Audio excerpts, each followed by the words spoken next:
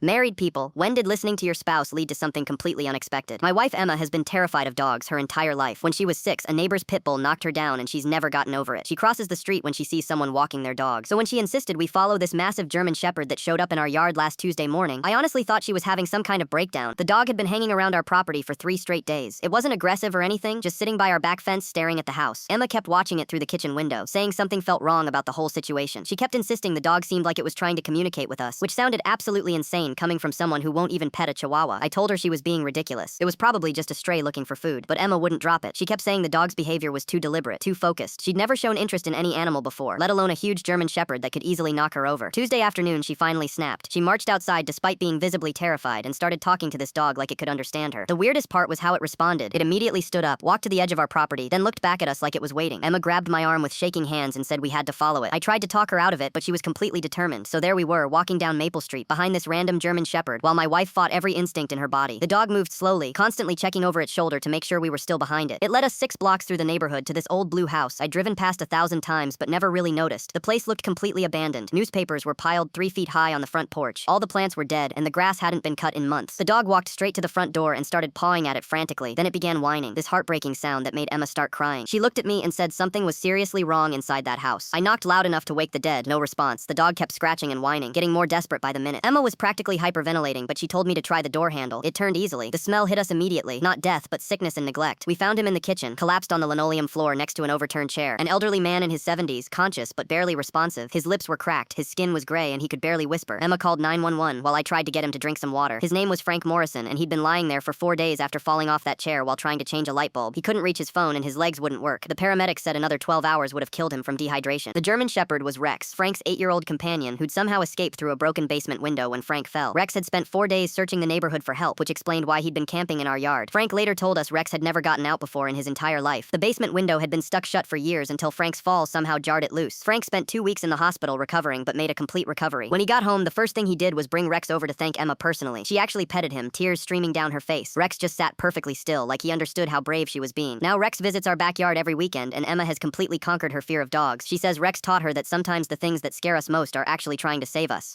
She's even started volunteering at the local animal shelter, which blows my mind considering where she started. Frank has become like family to us. He comes over for dinner twice a week, and Emma bakes him cookies every Sunday. He's told us stories about his late wife and his military service, things he'd never shared with anyone before. Rex always lies at Emma's feet during these visits, like he's protecting the woman who saved his owner's life. The crazy part is that if Emma hadn't pushed through her lifelong terror to follow that dog, Frank would have died alone on his kitchen floor, and we never would have met one of the kindest people we've ever known. Sometimes the best things in life come from doing exactly what terrifies you most.